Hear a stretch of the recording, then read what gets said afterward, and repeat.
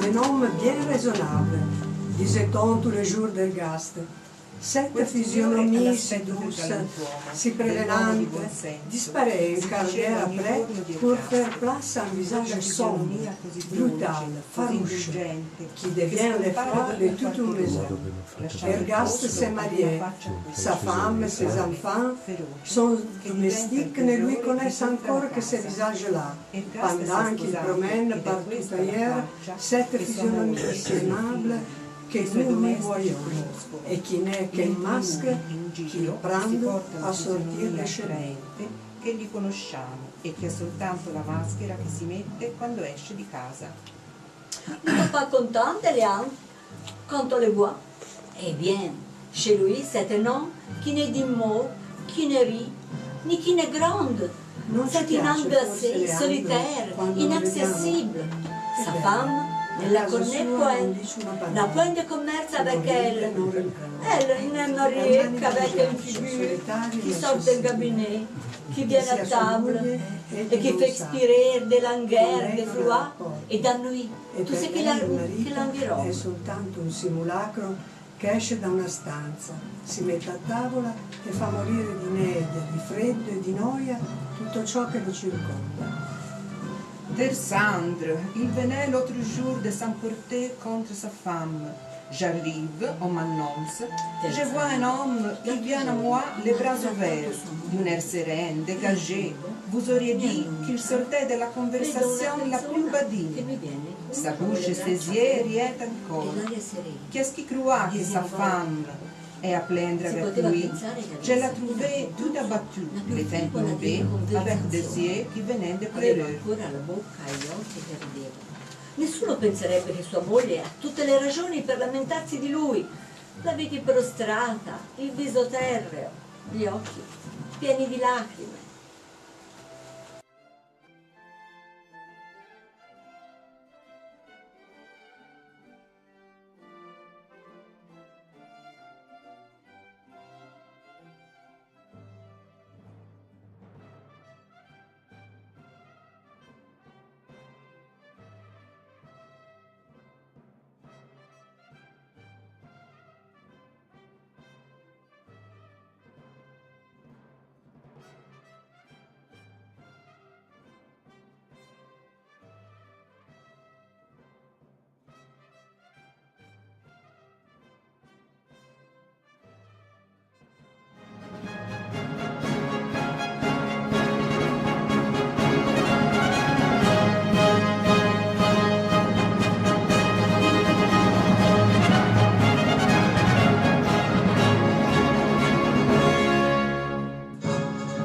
Bonsoir à toutes, mesdames. C'est votre fête aujourd'hui, c'est notre fête. Et donc on va fêter avec une soirée française. Bonjour messieurs aussi, que vous êtes là. Une soirée française, donc attention, c'est un peu difficile, mais on vous a donné déjà quelques nouvelles. Et c'est une soirée de théâtre. Et puis, il y a aussi un dîner, hein, et on mange aussi. Mais ce n'est pas vraiment du théâtre. C'est une séance, un atelier. Je dirais que 3 aimables femmes qui ont suivi un cours de français, donc qui se sont exercées dans la pratique française, la prononciation, la grammaire, le lexique, ont voulu aussi entrer dans la culture française.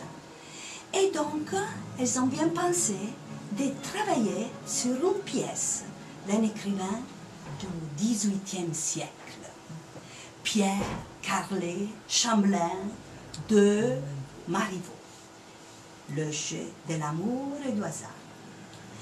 Alors, vous venez d'entendre, vous avez vu 3 lectures. Ce sont 3 portraits que l'héroïne Sylvia fait de 3 hommes à éviter. À éviter comment? Mais on va voir. Maintenant, nous allons voir le personnage principal. Ils vont faire leur présentation l'un après l'autre et ensuite on aura des scénettes.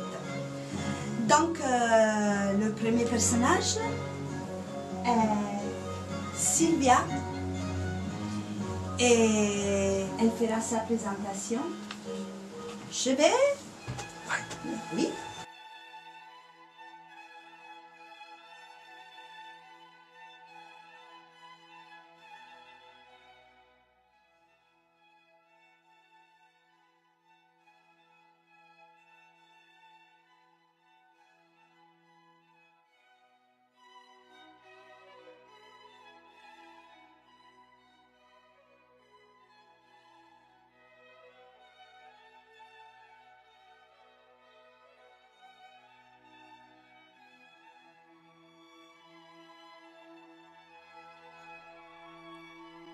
Moi, c'est Sylvia.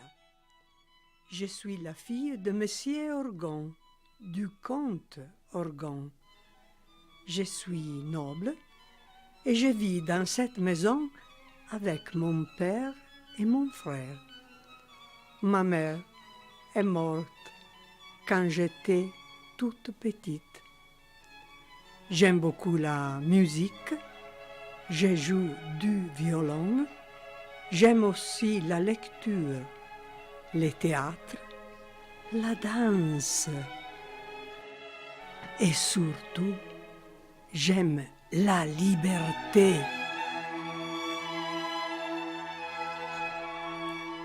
Mon père, Monsieur Orgon, veut me marier avec un homme que je ne connais pas et donc que je n'aime pas. Il a parlé avec ma domestique Lisette et il lui a dit qu'il a choisi pour mon futur mari un des plus honnêtes hommes du monde, qu'il est bien fait, aimable, de bonne mine et qu'on ne saurait être de meilleur caractère. Mais je vais connaître avant cette personne-ci, parce que souvent, le paraître n'est pas comme l'être. J'ai remarqué qu'un bel homme est toujours fat, et je sais aussi que des hommes qui semblent polis et de bonne mine, dans la vie avec leurs femmes, sont le contraire.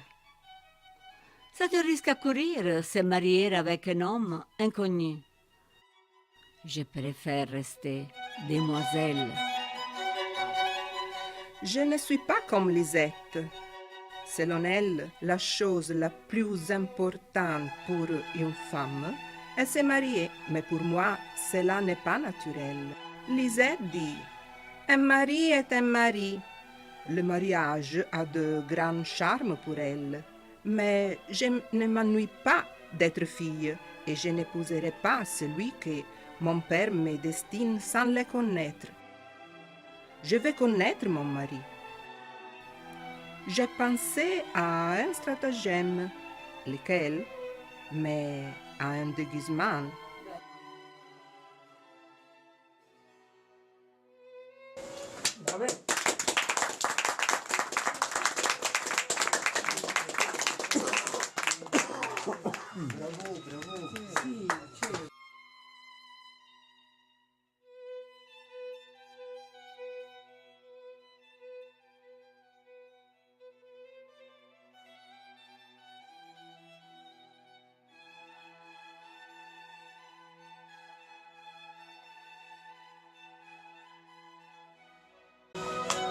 Et voilà. Premier portrait. Première présentation. Alors, qu'est-ce qu'on allait dire? Justement, qu'est-ce qu'on allait dire? Sylvia, jeune femme noble, riche, belle, intelligente, cultivée, ne veut pas se marier avec quelqu'un sans le connaître. Et donc, elle a pensé à un stratagème. Vous avez lu? C'est le déguisement. Elle va se déguiser en Lisette. Et Lisette, en Sylvia. Lisette, c'est sa domestique.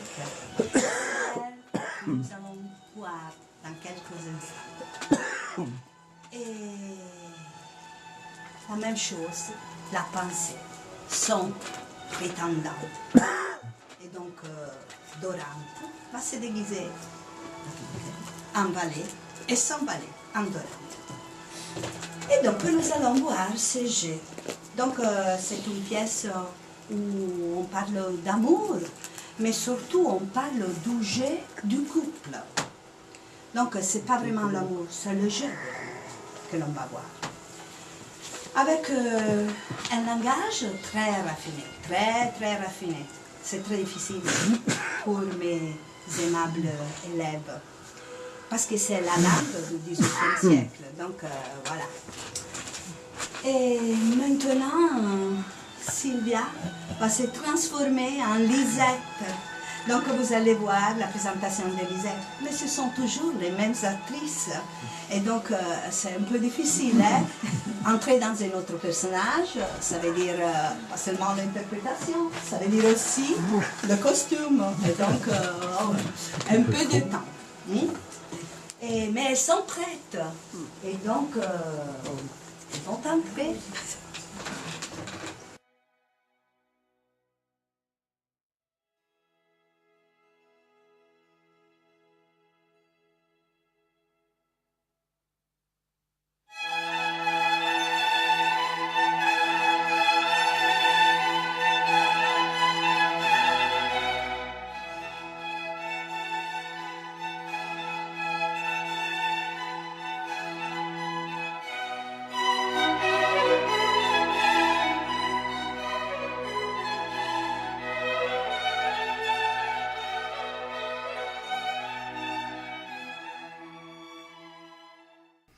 Lisette, c'est moi.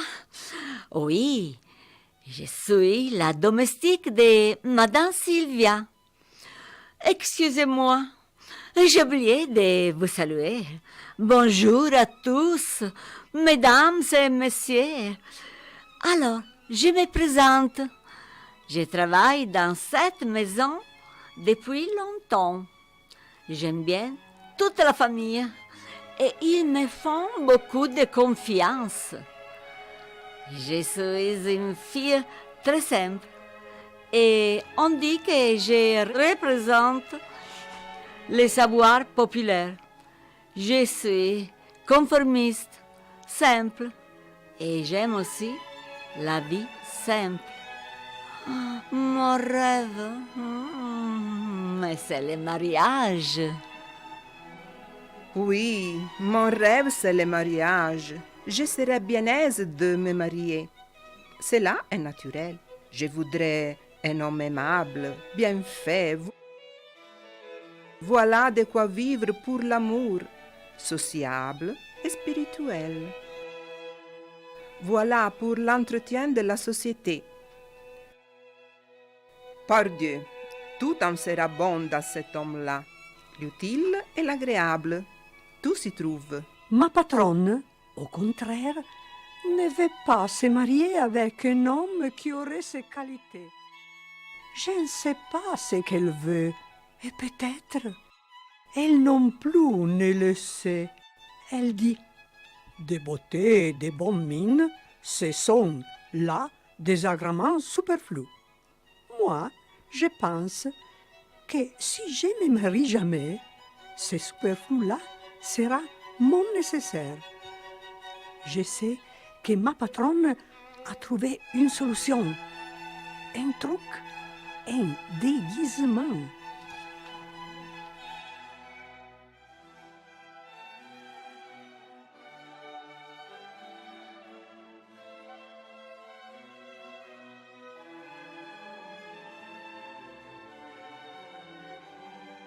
Et voilà, toujours une petite attente. Mais, voyez, il y a encore un autre déguisement. Maintenant, vous avez vu Lisette, la domestique de Madame Sylvia. Fille très vivante, hein? Elle représente vraiment la sagesse populaire. Elle dit, un mari, c'est un mari.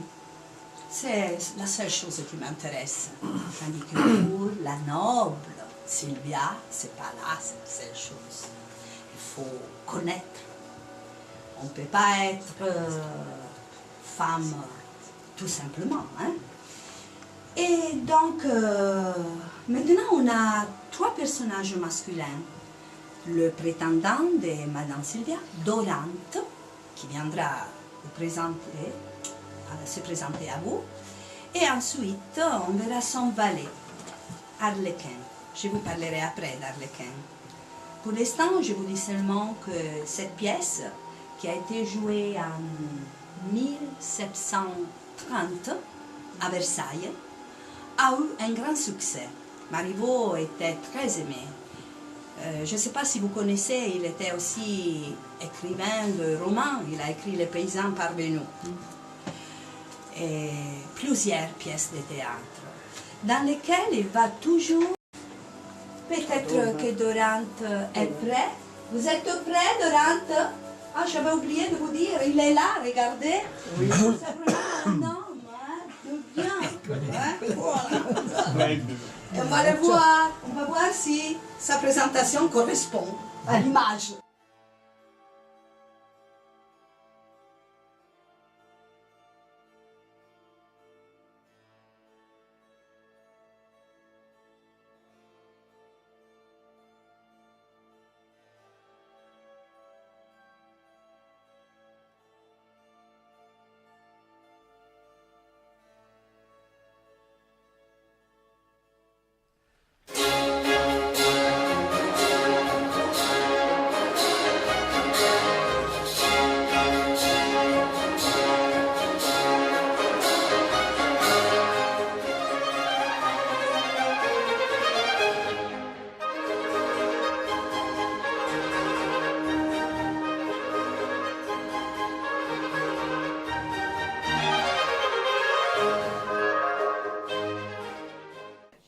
Tout le monde dit que je suis bien fait, aimable, de bonnes mines, et peut-être c'est vrai.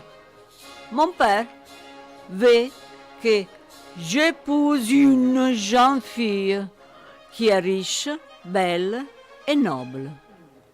Elle s'appelle Sylvia. C'est la fille d'un ami de mon père. Mais je ne vais pas me marier avec une femme que je ne connais pas. Je vais voir de mes yeux si cette jeune fille a vraiment toutes ses qualités. Oui, moi, c'est Dorante. Je suis le jeune homme que M. Orgon a choisi pour sa fille Sylvia. Mon père aussi est heureux de me marier avec une très belle et bien élevée femme. Mais la situation est un peu compliquée. Et alors, il faut trouver une solution. Mais j'ai besoin de la collaboration de mon valet, Arlequin. Je dois impliquer lui aussi dans mon aventure. Je ne suis pas très sûre. Je vais connaître ma future épouse. Je connais le sérieux de cet engagement que je vais prendre et j'espère saisir quelques traits du caractère de ma future épouse. Et donc, j'ai pensé à un truc, un stratagème, un déguisement de peu de durée.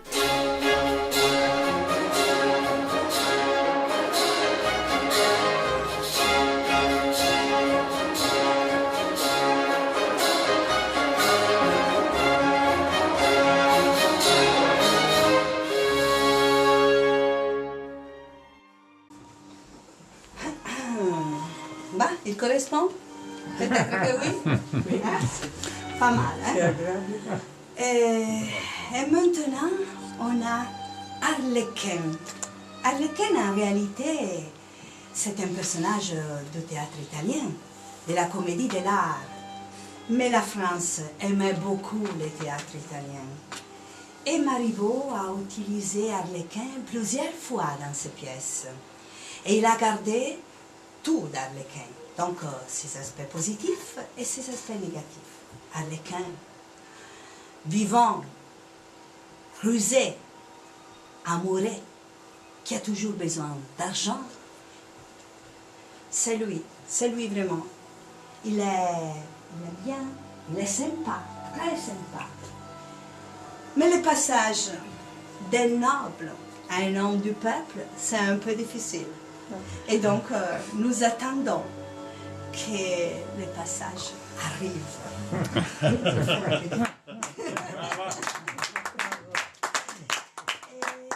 Qu'est-ce que je peux dire? Donc, voilà. J'ai encore quelque chose à vous dire.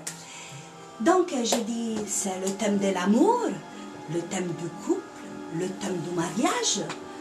Mais, en réalité, c'est aussi le thème de la noblesse et du peuple. Qu'est-ce qu'il se passera dans la scène? Il se passera ça, que Dorante, déguisée en arlequin, et Sylvia, déguisée en Lisette, tomberont amoureux l'un de l'autre. Et après, je dirai. Peut-être arlequin, il va venir, mais cette fois la musique.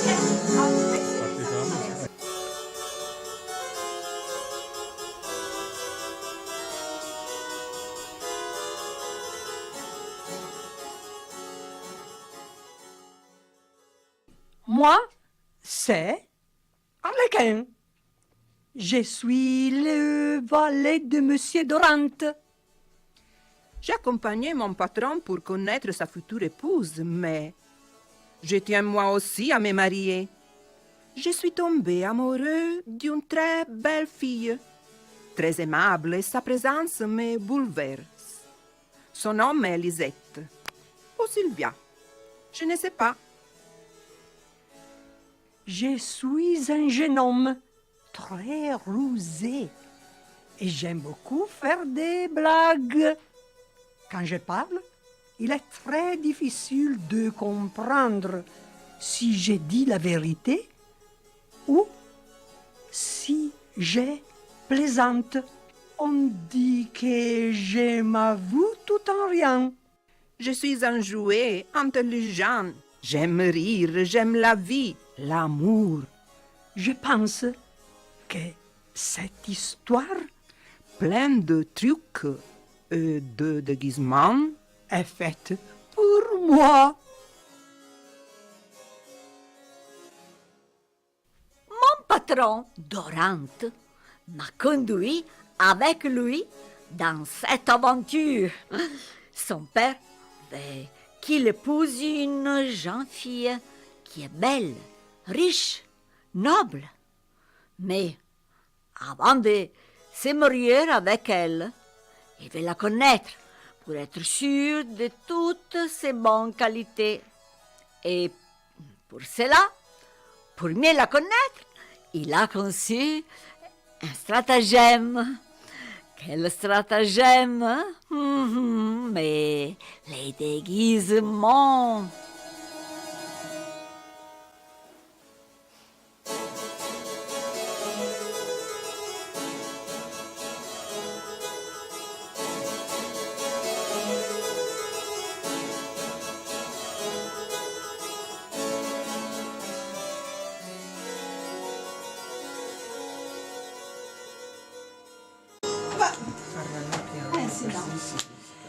Bon, on est presque arrivé à la fin de la présentation des personnages principaux. Hein. Il ne reste que le dernier personnage, mais le premier en ordre d'importance.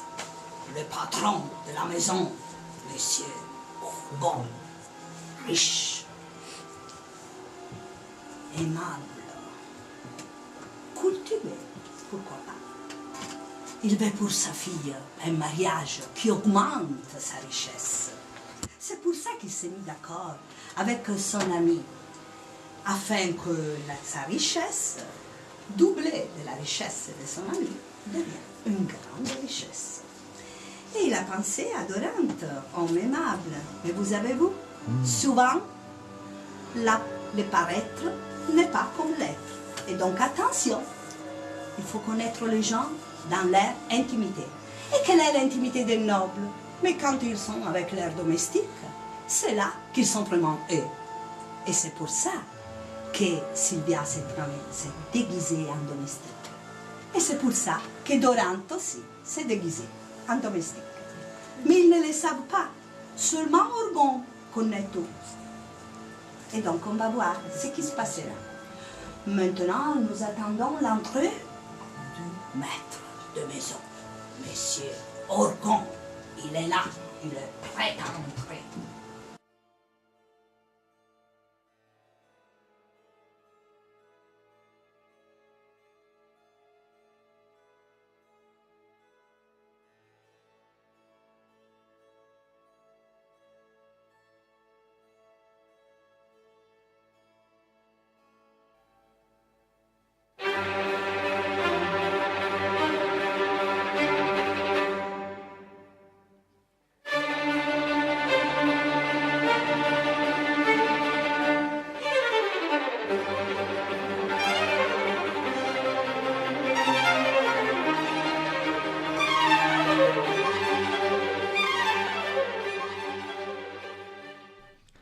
Monsieur Orgon, c'est moi, le comte Orgon. Je suis le père de ma belle Sylvia. Et oui, je suis riche, j'ai une belle maison avec un grand jardin. J'ai des domestiques, j'ai beaucoup d'argent. Je voudrais que ma fille Sylvia, que j'aime beaucoup, se marie avec un homme honnête, bien fait, aimable, de bonne mine. J'ai un ami qui a un fils qui a toutes ses qualités. Je veux que Sylvia se marie avec lui. Oui, je suis le père de Sylvia. Elle ne veut pas se marier. Elle ne s'ennuie pas d'être fille. Elle est vraiment hétéroclite. Mais je sais que ma fille et son prétendant ont une idée pour résoudre cette affaire. Un stratagème. Ils vont tous se déguiser. Mais attention, les uns ne connaissent pas Les intentions des autres.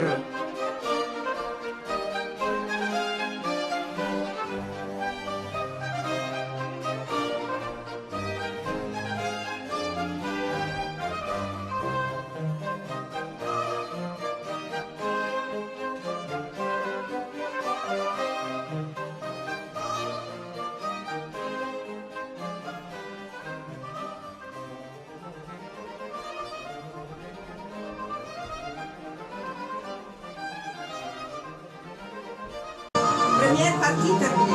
Ah, Vous êtes bien? Oui. Regardez, c'est lui le coupable. Messieurs, comme je viens de dire, Pierre, Carleux, Chamblin de Marivaux. Intellectuel, philosophe de l'époque. Plusieurs pièces, plusieurs salons qu'il a fréquentés. Maintenant, allons voir la pièce continue avec des scénettes qui se passeront dans l'intérieur de ces riches maisons dont vous avez vu l'extérieur avant.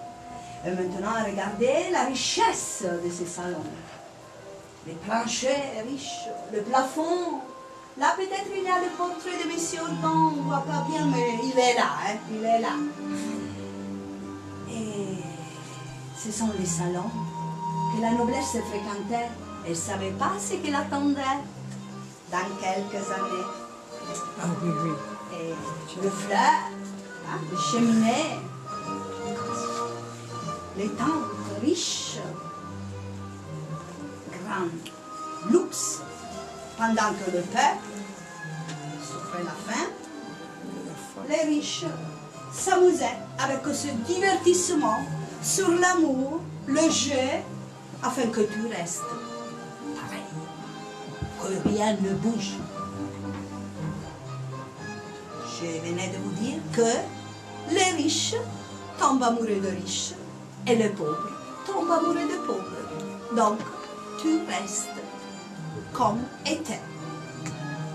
Donc, c'est vraiment un jeu, un pur divertissement. Voilà la galerie de portraits de cette grande famille cavalière, grand noble. Peut-être nos actrices sont prêtes. Et donc, on peut commencer.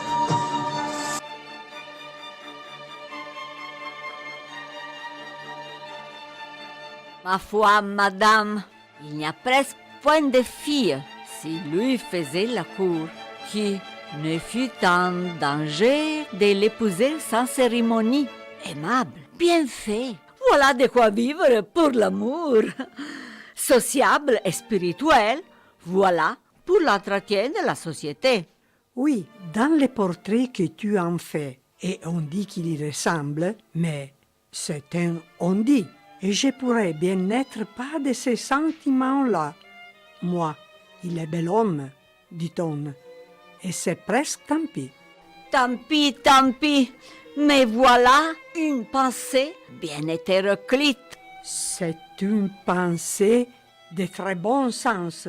Volontiers, un bel homme est fat, je l'ai remarqué. Oh, il a tort d'être fat, mais il a raison d'être beau. Des beautés et des bonnes mines, je l'en dispense. Ce sont là des agréments superflus. Bertouchou, si je me marie jamais, ces superflus-là sera mon nécessaire.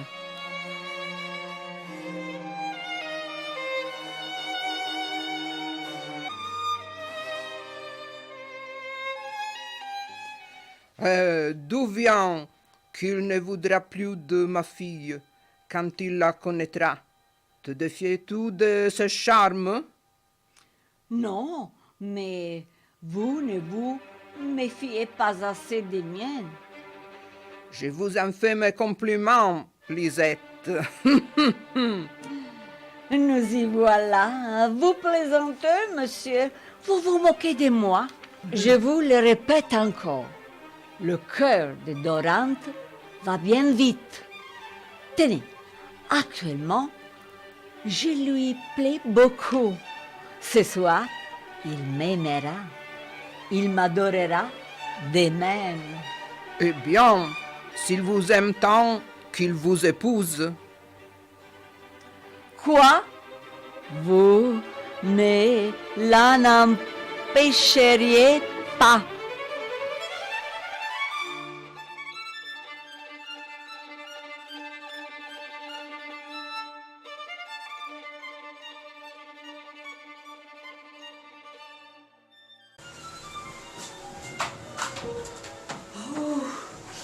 Combien de...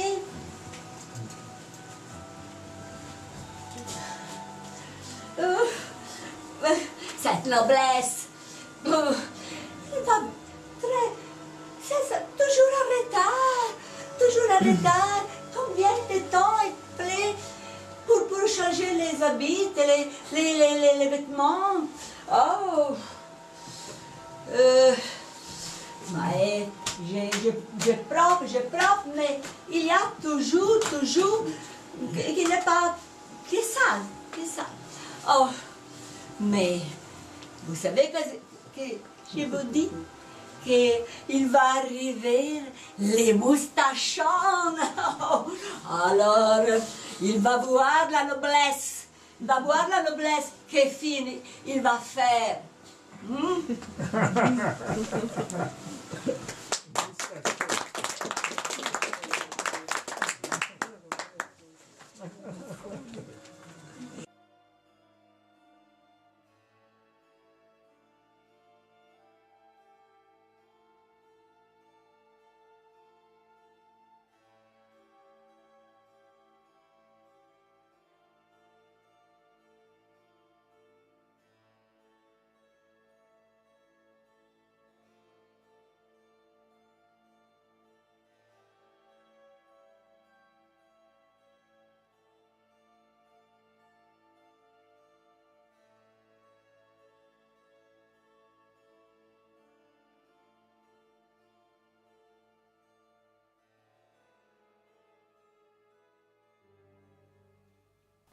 Ces garçons-ci n'est pas sot, et je ne plains pas la soubrette qu'il aura.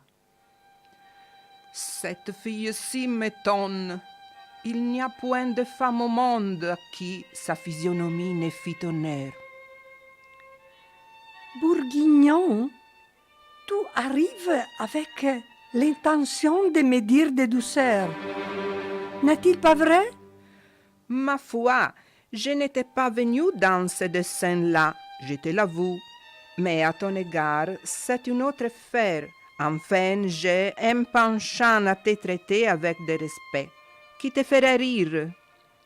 Quelle espèce de suivante es-tu donc, avec ton air de princesse?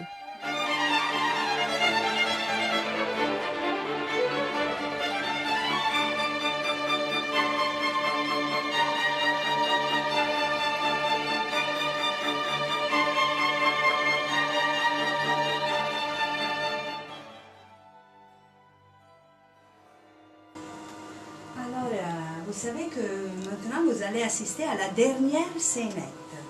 C'est-à-dire qu'après cette scénette-là, ça sera fini. Et vous aurez tout compris, je pense. Ou peut-être que non, je ne sais pas, mais on va expliquer si vous voulez. Hein? Et voilà, c'est toujours les châteaux. Il faut attendre un petit peu parce qu'il y a un petit changement. D'ailleurs, ce sont toujours les mêmes actrices. Qu'est-ce qu'on peut faire? Mais elles vont arriver, hein? Elles vont arriver, elles vont jouer la dernière scénette dans laquelle le déguisement est total. Et là, vraiment, on a la noblesse et le peuple qui vont se comparer l'un l'autre. Ils vont s'effronter. Lisette, Sylvia, Dorante, Arlequin, qui sont-ils? On ne sait pas. Je laisse à vous de comprendre. Vous êtes prêts? Pas encore. Ah oui? Voilà.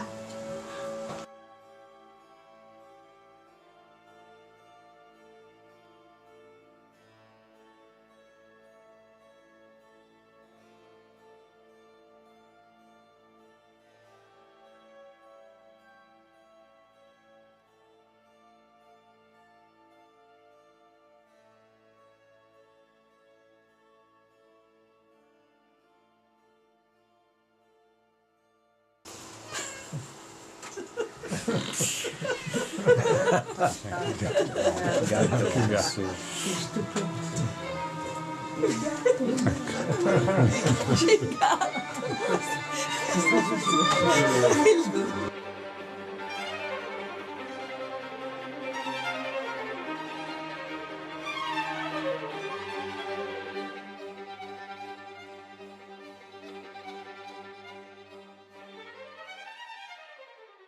Puisse de si beaux sentiments être durables.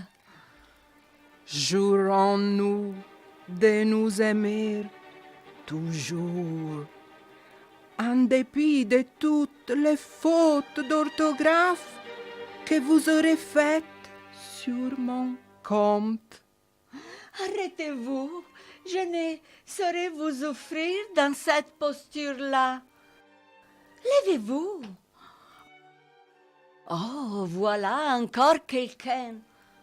Que voulez-vous, Lisette? J'aurais à vous parler, madame.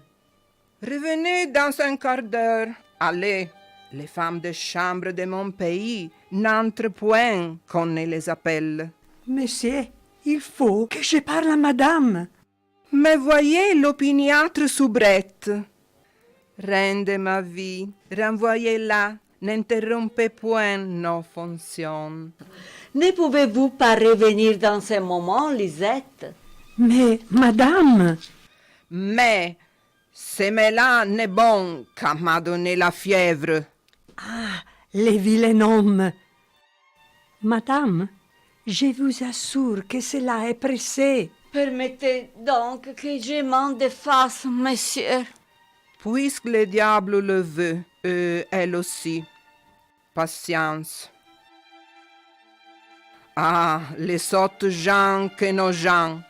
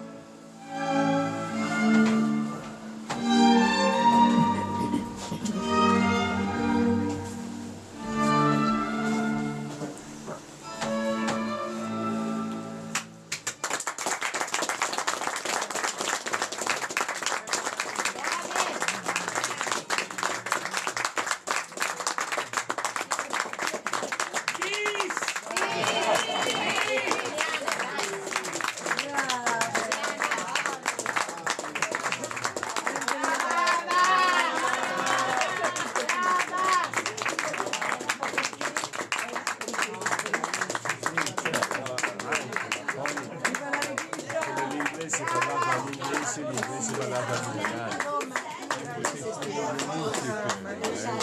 giocare.